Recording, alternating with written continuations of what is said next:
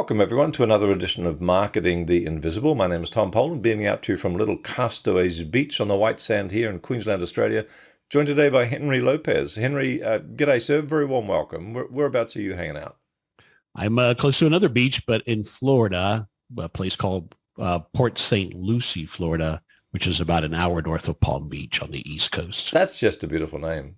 Anyway, we better get off geography and back onto Henry. Henry's for those of you who don't know, he's a serial entrepreneur. He's a small business coach and consultant, and he's also the host of the How of Business podcast, which brings us, I think, nicely to the title, Henry, which is how to start, run, and grow your own business. And the challenge for Henry is to tell us how to do that in just 7 minutes.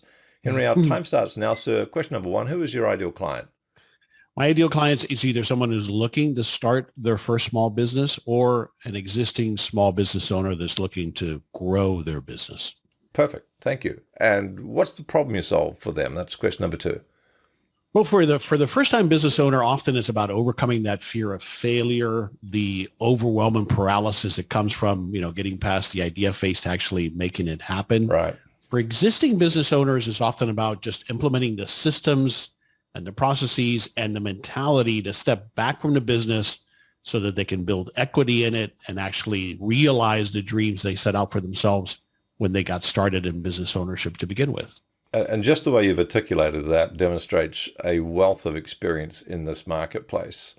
Question number three, 6 minutes left. What are the typical symptoms that people who need your services, it's kind of like to give them a heads up on, I got to find out more about the how of the business.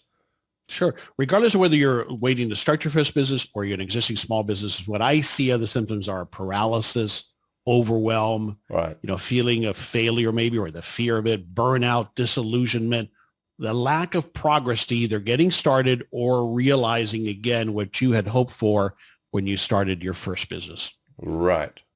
So often the motivations are, we're wanting more freedom and more money and more choice and more time and more fulfillment. And very often, which is the reason you started a business. Otherwise, go back and get one of those jobs where you can clock out at 5 o'clock. Right. Exactly. Okay. So we're talking about entrepreneurs, essentially, people that have the courage and have the passion to take those sort of risks and endure those sort of challenges. And they're generally smart people who are ambitious. So it brings us to question number 4 with 5 minutes left. What are some of the common mistakes that you see these small business owners make before they find your solution? They're going to try stuff, may not always be the right stuff. What I'm asking here is save folks some years and perhaps some frustration, disappointment by sharing some of the common mistakes that people make that they needn't have made. I find that people don't set realistic expectation or goals. They lack planning, whether it's getting started with the first business or an existing business owner. They just get caught up in the day-to-day for that business owner of putting out the fires, and there's no planning, so they lack making progress towards those goals. And then there's no testing and proving that business model. We kind of want it to work, and we'll fight through a business model that just isn't profitable. So those are some of the common mistakes that I see people make, Tom. Okay, thank you for that. Let's get on to the flip side of this coin, which is where we've identified the problem, the people, the symptoms, the mistakes. Let's go to solutions. Question number 5, 4 minutes left. One valuable free action that someone could take just gives them a step down the road, if you like. It's not going to get them to the end of it, but something to start. What's the top tip you've got for folks?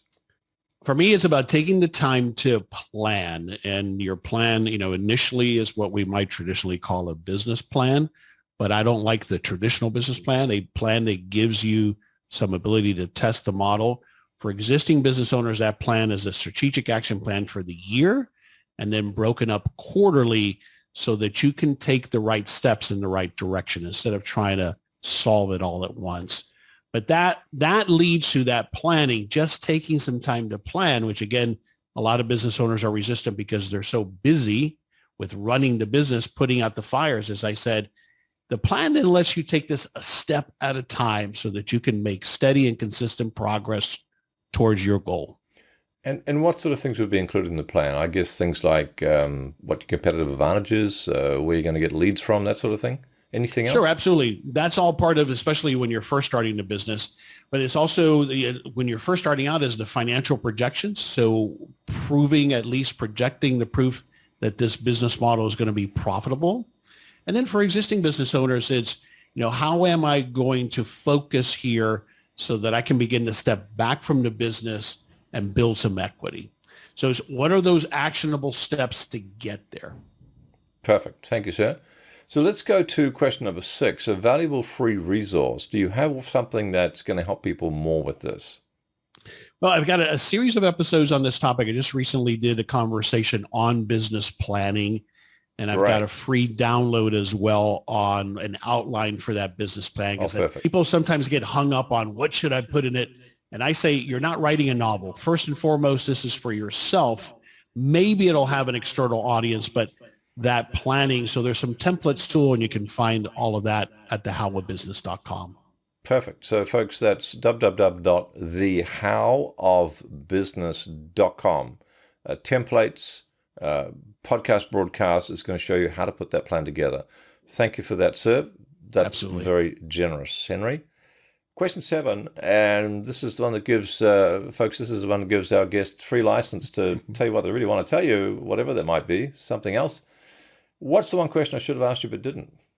Well, Tom, the question I get a lot is what is the most common reason businesses fail?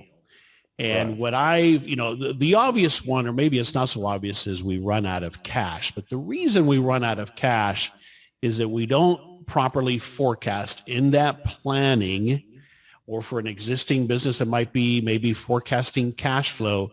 We don't properly plan. We cut corners. And we're not willing, what I find, Tom, is people are not willing to start small if that's what your resources allow, and then grow that business. So that's what I see as one of the most common reasons for failure, whether it's in launching or an existing business owner. I suppose the nature of the beast is that us entrepreneurs tend to be impatient, and that can sometimes be a benefit, but sometimes it can be an impediment. All right, Henry Lopez, lots of wisdom and insights in there. A great free gift at thehowofbusiness.com. Go get them, folks. Henry, thanks so much for your time. My pleasure. Thanks for checking out our Marketing the Invisible podcast. If you like what we're doing here, please head over to iTunes to subscribe, rate us, and leave us a review. It's very much appreciated. And if you want to generate 5 fresh leads in just 5 hours, then check out www.5hourchallenge.com.